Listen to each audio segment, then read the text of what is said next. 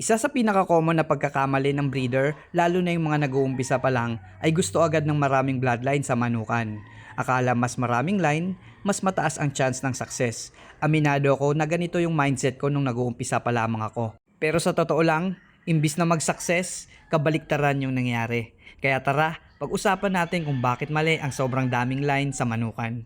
Una, nawawala sa focus. Kapag 5 to 10 lines agad, hindi natin nalalaman kung alin talaga ang gumagana. Walang direksyon ang breeding program. Pangalawa, mahirap i-track ang resulta. Hindi natin malalaman kung alin line ang mas mabilis lumaki, madaling magkasakit o consistent mag-improve. Pangatlo, halo-halong genetics na nagre-resulta sa inconsistency. Kapag walang system, nagiging random output ang breeding. Pang-apat, mas mahirap i-manage. Iba-iba ang needs bawat lahi. Feeding response, growth rate, at resistance level.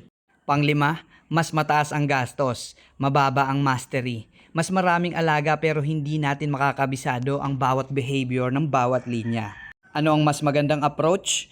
Magsimula muna sa 1 hanggang 2 solid na linya. I-observe at i-record ang bawat performance. I-build ang sarili mong sistema bago mag-expand.